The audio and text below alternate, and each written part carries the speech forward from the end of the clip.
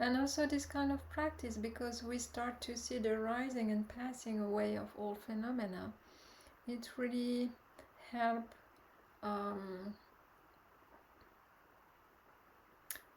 going beyond the veil of capacity.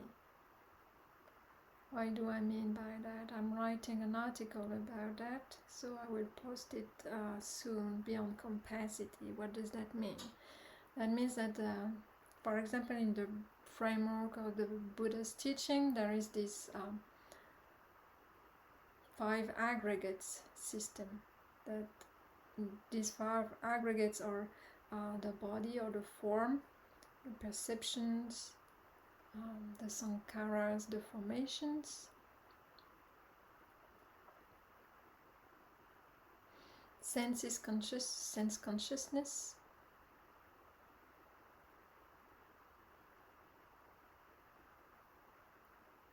I always miss one. Feelings. Feelings, Vedana. Thank you, Yana. Yes. Feelings.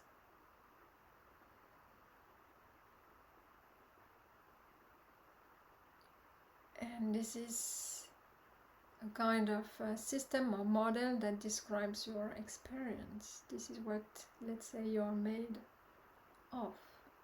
And we have the tendency to act into that world as a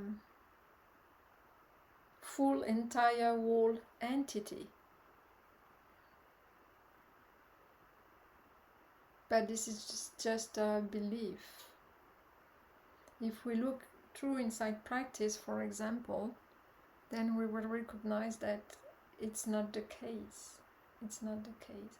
We are caught up actually in daily activities with, let's say, the flow of life, and therefore there are so many data input coming in and so much reaction or responses, automatic responses, that we cannot really observe that the experience is made up of let's say little moments of perceptions, of sense consciousness,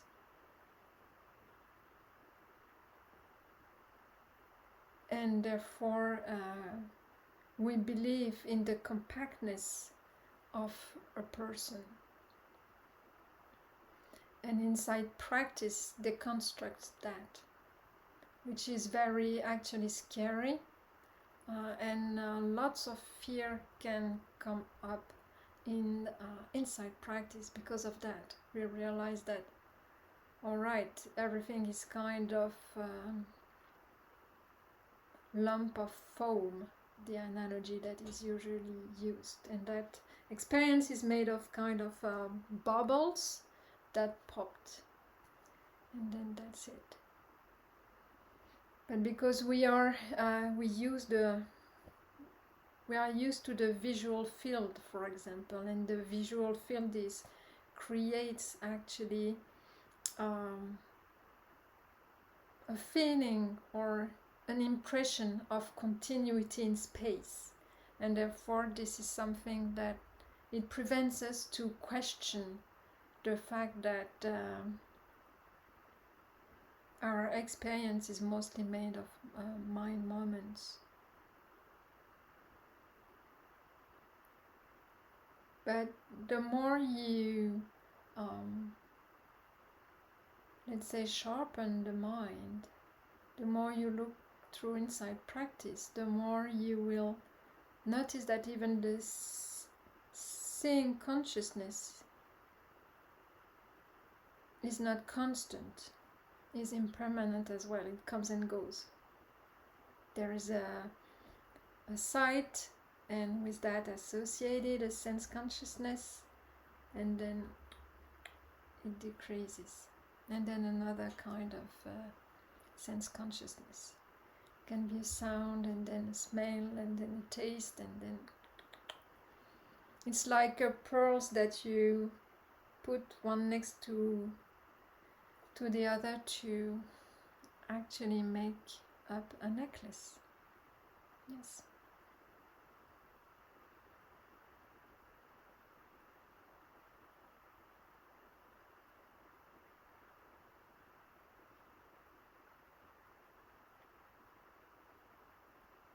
Is there any other comment? Anything you would like to share? Maybe not necessary on that topic, on something else.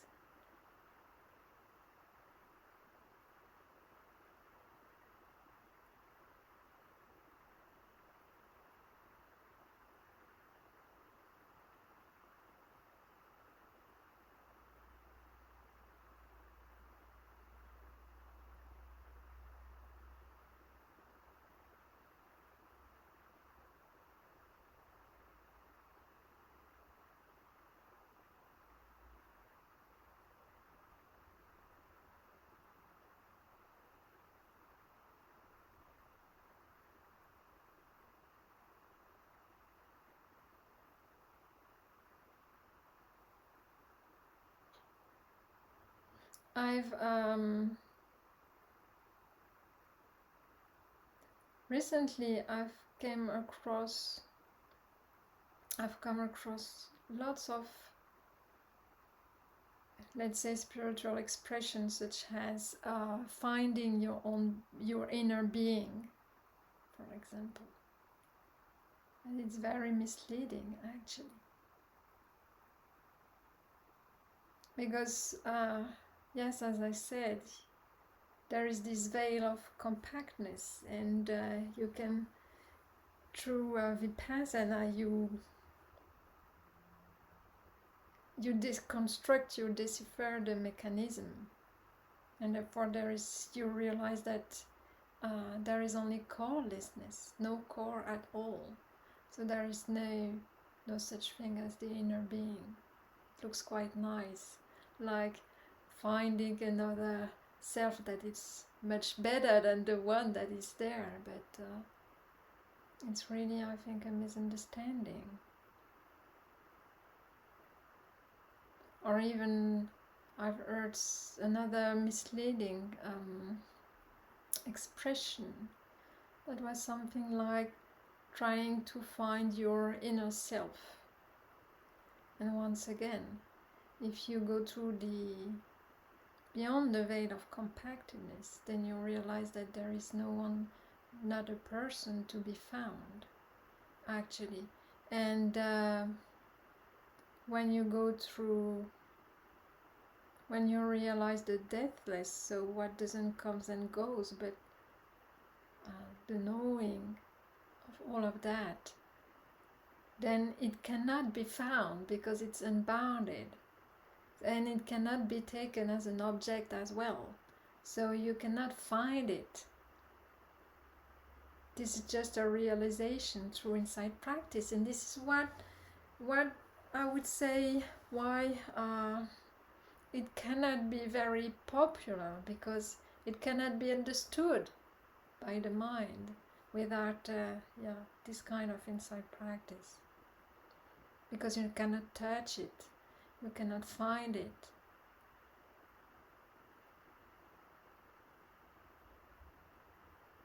So be aware of this kind of expression.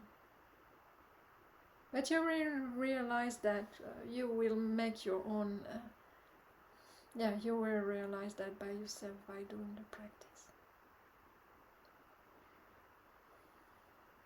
When you gave the first example with the corelessness, I didn't quite get it. But the second one was more clear with this expression of finding the inner self. I'm not there yet, obviously, but it brought to mind something I read. There was this spiritual teacher, Robert Adams, and he was indeed preoccupied by this, actually by what you said, by the no self. And I read this story about him, that when he was older and not in good health anymore, a longtime friend of his asked him, what is the truth? To which Robert Adams looked at him, according to the story, and replied, "Who are you?" And the friend noted that he thought that maybe Robert was not fully in his entire mental capacities anymore, and maybe that he did not even recognize him. And so the friend said, "I am," and he said his name. I forget his name. Let's say, I don't know, something. "I am John Doe." And then Robert Adams told him, "I am," from what you said, "I am is the truth. John Doe is the illusion, the lie, the unreal." So I associate this with what you said. Yes, this is exactly that. But once again, with the I am, it's a bit, yeah, you have to discover or to realize it too. Because I am still seems like a person discovering something. Yes. And also for the not self, we can say, okay, I'm not this inner being, but I am the no self.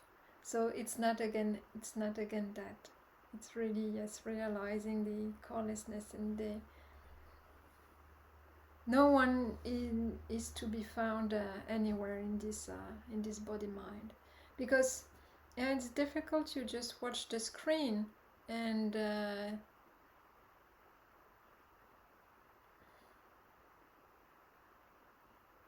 see something. So I can watch the screen and I see a reflection of this body actually, so it's just sense consciousness.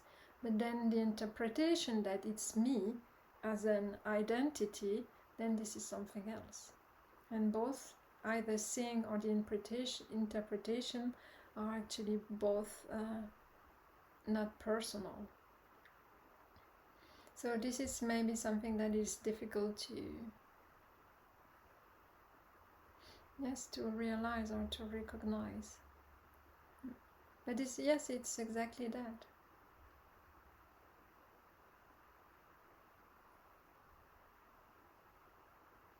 But let's say the mind of the sense of self will start when it will come closer and closer to that realization. Will actually, there is lots of fear which might arise from that, because if I'm not me, who I am, who am I? It's like total annihilation of the person. And then what's left? It's like death. It's like dying to yourself completely. This is why it needs courage, or actually to do this kind of practice, or actually to try to go beyond a certain level. Because the recognition of the arising and passing away of thoughts or other kind of phenomena is a preliminary step, but there is a bit let's say more to do.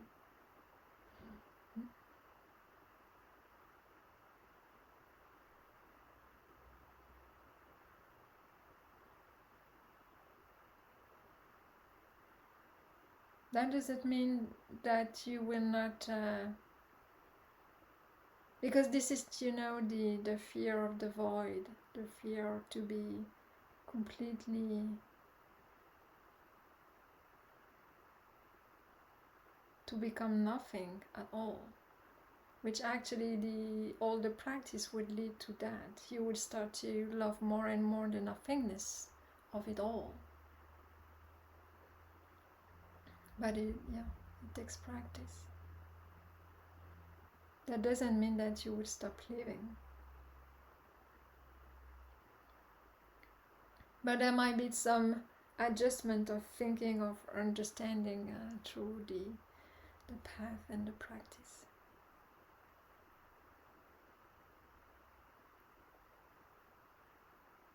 Because you will have the feeling that your entire, let's say, being dissolves into nothing. Yes.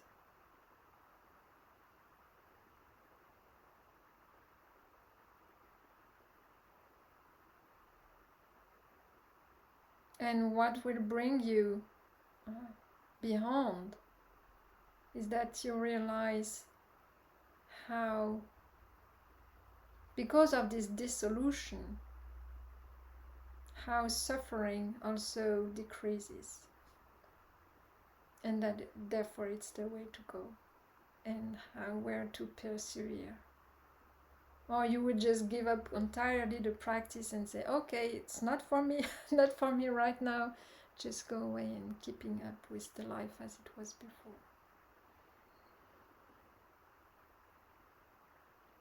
Yes, I would say that the babies, they just enjoy what happens through the six senses. They are not that conditioned yet, actually. Yes.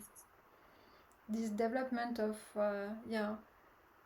looking in the mirrors and then automatically saying, this is me, I am this is my name, my culture, my rank, my country, and this is all just concept that you put on your experience.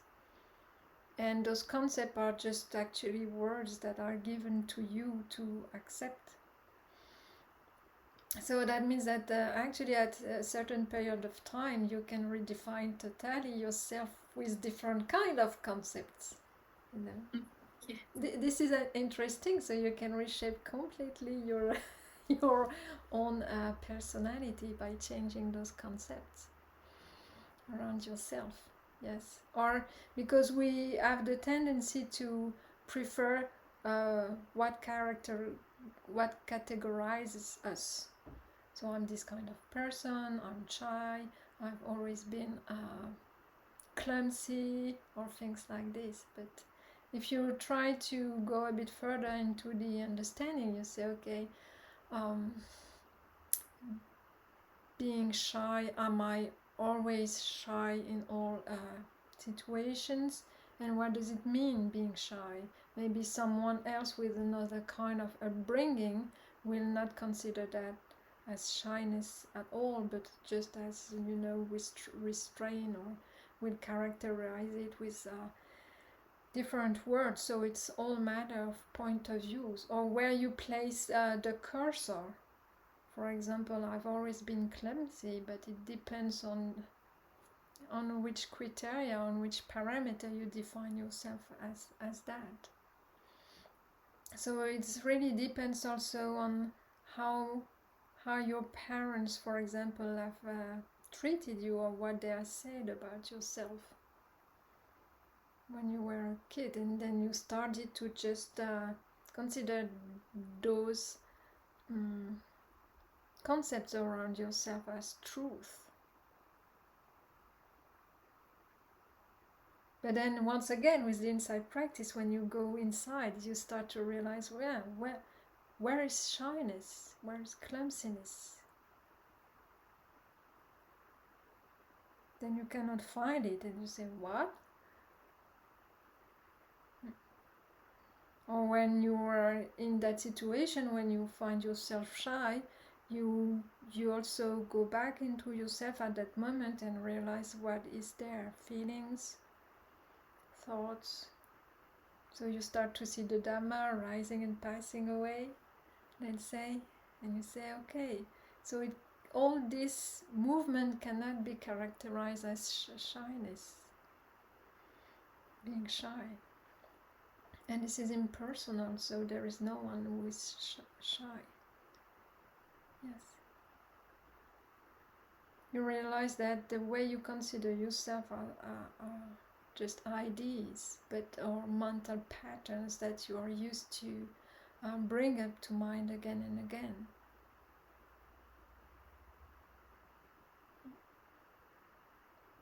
Or I'm an angry person. You're not angry all the time. And who told you that? Who put this idea in your mind? And maybe it's possible to change that as well. It comes and goes. Yes.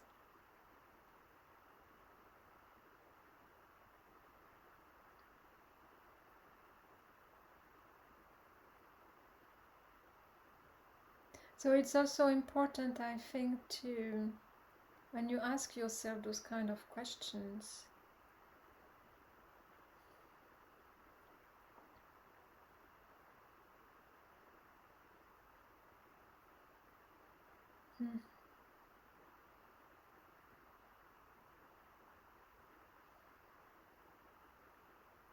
to not make it such an intellectual, too much intellectual inquiry.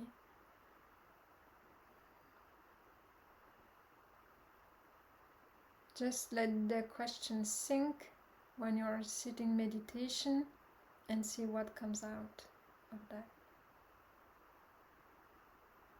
I'll just keep looking at the three characteristics of every phenomena, and then it will become obvious. Yes. Actually, you start to deconstruct completely your entire conditioning, and to realize the extent of it, and how much it's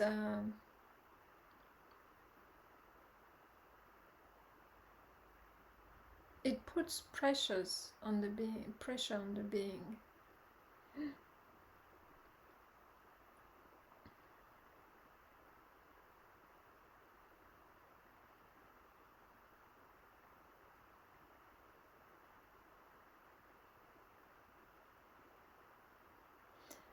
Also looking at the Dhammas again, and the not self characteristic is that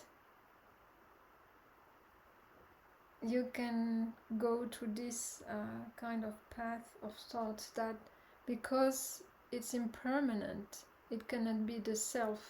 And when we talk about the self, we imagine ourselves as a kind of constant person through time and space. And if it's just go like this every milliseconds or every seconds, then can you really be found in that milliseconds of, let's say, electrical impulse? And this, you do this for the 5 aggregates.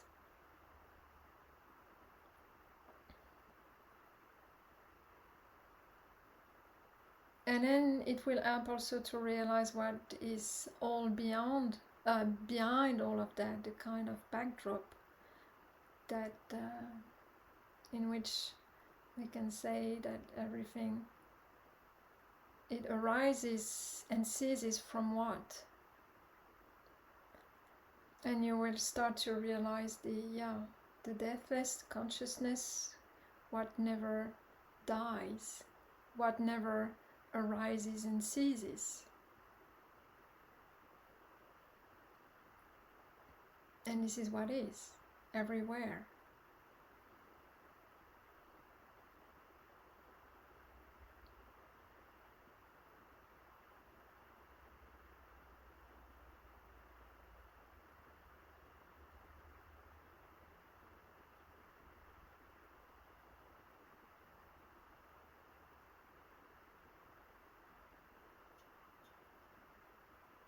At every time.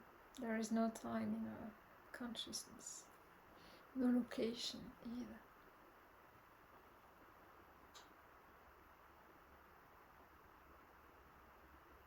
No this and that.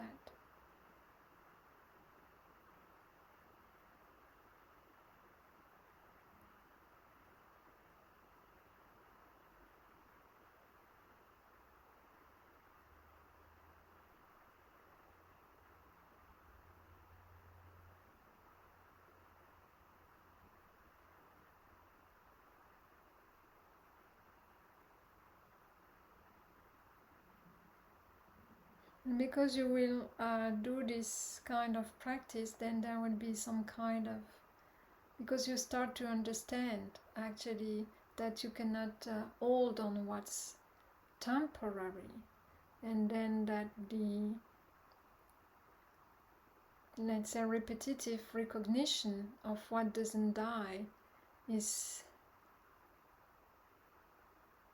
way more satisfactory, I would say.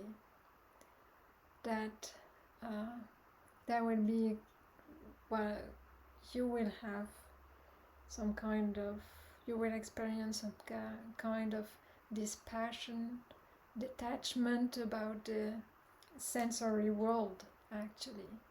And then the attachment will be released more and more. And with that, yeah, the suffering will cease. Yes. And then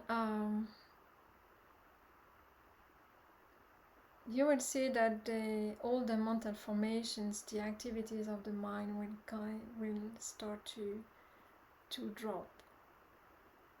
Maybe completely.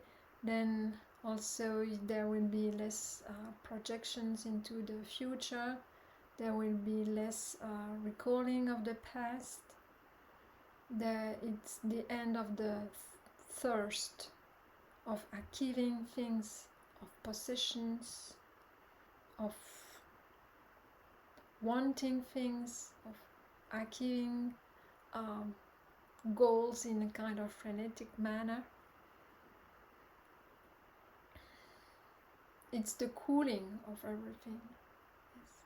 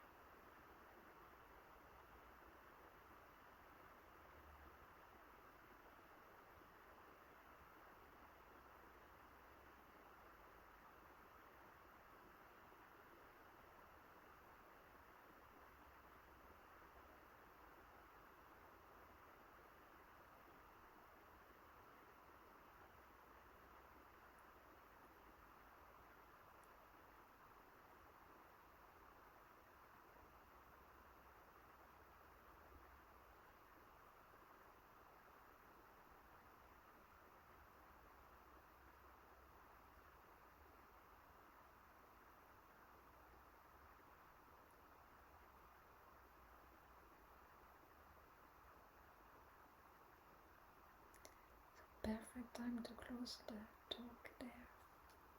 Thank you everyone for listening.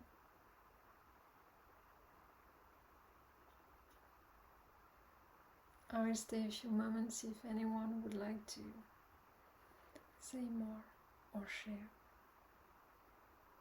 Otherwise, yes.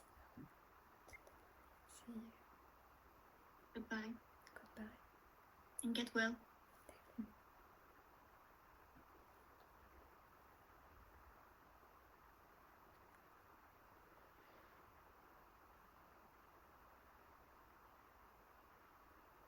Very much. I have to look after my mother. She has a broken hip, you know. See you.